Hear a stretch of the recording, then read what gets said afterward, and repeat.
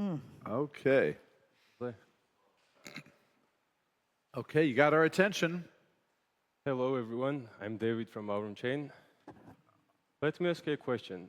Would you like to buy gold for a fraction of its price?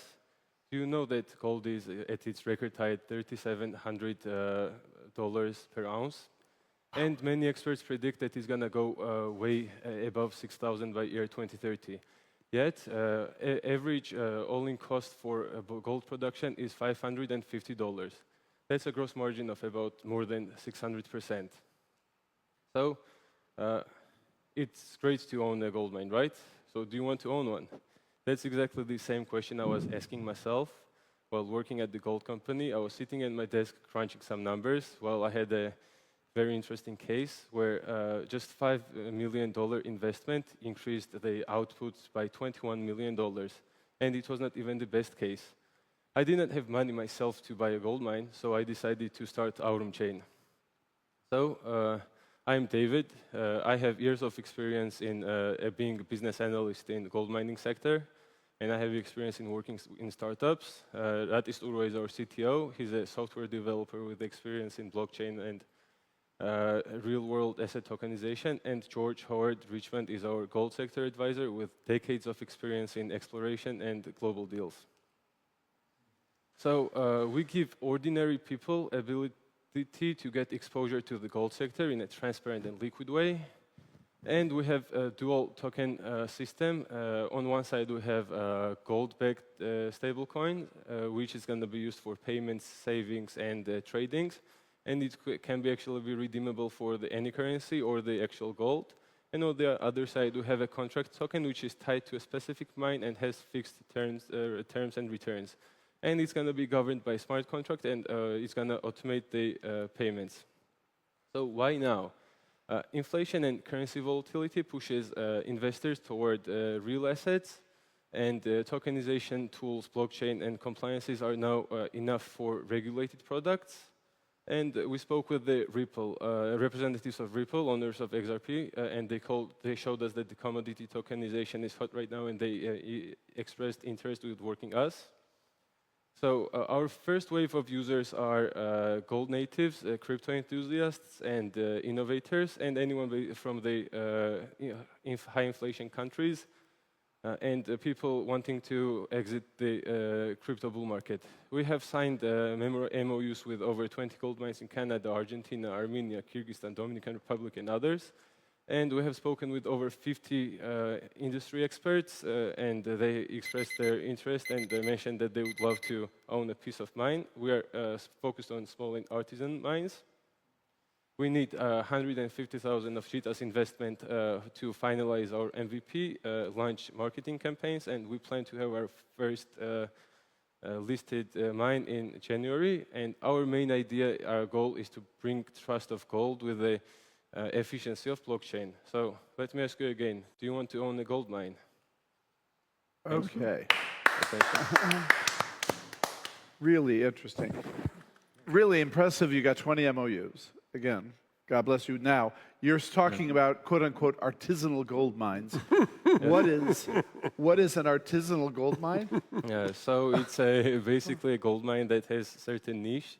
And it's not, for example, like exploration company, and it's not necessary to have, it's not necessary for them to do mining itself. They might sell the gold under the ground, and they might... so there are people who have bought land knowing there's gold underneath and saying, this is an asset, I don't even have to mine the gold. Yes. Yes. That's part of this model? Yes, and also, for example, in some gold mines, there is a higher concentration of other resources. Metals. Yeah, metals, so that's not purely gold mine. Okay, so the 20 MOUs, what's the average, how do you measure the size of a mine? What do you speak of? Its annual production capability, or is it acreage, or is it? So there are many different type of gold mines, and on average, you look at gold mine on how many grams are there in per ton of ore. For example, there are some gold mines that have 5 grams of gold in 1 ton, and there are like mines that have 31 to 32 grams. So there is like difference, and you see the more grams they have, more profitable it's going to be. Okay. So there's a measure that is sort of proven reserves Yes. for a mine, and then Yes. there's production for some mines. Yes, of course. You know, for example, in this ore, it is 15 tons of gold, and in other mine, it's like 70 or Yeah. more. Yeah. Okay. So it differs in concentration in a way. Right. So there's a research that is being conducted before the license is sold for a mining company. Right. And then this research that is conducted shows the concentration of gold in per ton of ore, let's say. Okay. So now, who does all the hard work in terms of regulation and environmental control and blah blah blah? That's the mining company, right? Yes. You don't have you're not exposed to any of that. No, but they have to upload all the licenses and the research they have done according to regulations on their posting. Okay, so this is kind of fractional ownership of a gold mine. Yes. Is that the Yes. idea? Exactly. So we're trying to gain crowdfunding through our commissioned tokens for the mines to start the mining operations, basically. Okay, but the best mines are funded. The best mines, Yeah, the big the institutional guys already are on top of the best yeah, mines. the big Yes. mines, yeah. So you're second tier and third tier mines. Is that accurate? Not really accurate, because there are a lot of mines that have high concentration and it can give very big profit margins, but it's not enough for the big Profitable companies. for the bigger guys. For the institutionals. Yeah. Okay. Okay. So from the miner's perspective, what we're a potential financing source. Yes. Right? Right. And there's pros and cons to all the different ways in which one could get financing. And we are one of the ways you could get financing, correct? Yes.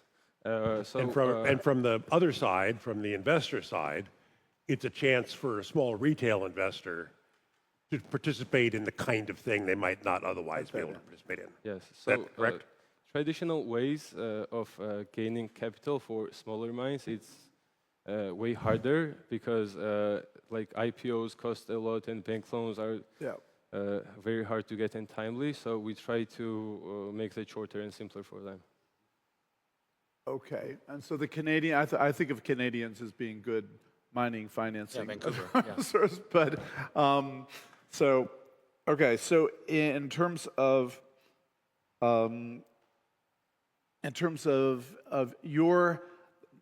the work you need to do to sign these guys up, so you have MOUs, right? Yes. So obviously the huge issue for the investor is the degree to which you've qualified the mine. So how do you give them comfort that what the mining guy says is true? Because obviously there's a big incentive for them to exaggerate. Yes, but we're gonna try to everything be according to regulations, and all the research we plan it to be with the Georgian standards and the. So are you going to bring third-party assessment to these guys? Yes, of course. We're gonna assess them first ourselves before the listings, and Okay. then they'll be able to list. But So in a way, how easy or hard is it to prove the value of a given location? but generally, it doesn't happen that there has been a conducted research and there has been a license which has been sold on a certain mine site, Right. and the yield is like really low. Like if they say that the yield is X, like the yield is really close to X. It doesn't happen that the mining operation fails. It's really rare in the. Really? Okay.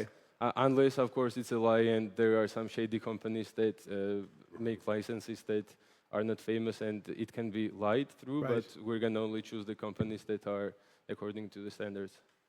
But ultimately, it's buyer beware. Ultimately, the investor needs to make their own decision based on the information provided. Yes. Right. You're Based not, on the contract you're, terms. yeah, you're not issuing any warranties. You're not representing anything. The Right, but buyer has to do their own diligence. But the business collapses as soon as you have a fraudulent mine. I It gets understand. publicized, Right, I right? understand. Yeah. So you have a Right. real strong incentive. Right. And we also make most of our profit from the shared profits with mines. So you're aligned. Yeah, You're aligned with the investor, and Yes. is your point. Yes. Right, right. So I would assume there are like thousands of abandoned mines. out there that people are thinking, boy, now that the price is tripled, we should reopen these mines. Is that true or not? Not really. Really? Because there are a lot of researches and there are a lot of people know that there is gold under the mine, under the land, but the extraction has not been started yet. For example, in my company, we have some information from the Soviet era, and we take those information and we plan a new research, and most of the times it's real. Okay. And, so you think there's more to be made in new mines that have not been explored versus the established mines that have been abandoned? Yeah. Basically, if you abandon the mine, there is no more point of the going back. And does the buyer buy a piece through your system of a specific mine? Yes. So there are going to be mines listed, and you're going to buy a token that is spatially fixed to that mine, not all of the mines. I'm just wondering if you've thought about an ETF? Yeah, but letting the person buy a token of your company that is in turn managing and auditing a number of mines. It decreases the risk for the buyer? We have not thought about that, but we thought of creating certain mines that, for example, are grouping a couple of mines together, like best performing 5 mines, 10 mines, or something over those lines. Yeah, makes sense. Yeah, that could be interesting. Like building a portfolio of mines. Exactly. Yeah, makes sense. Yeah. Any other questions? Straightforward. Good stuff. Okay. Great. Thank you so much. Nice job, Thank you guys. so much. Okay. Have a wonderful day. Thank you. It was a pleasure. Bye. Bye.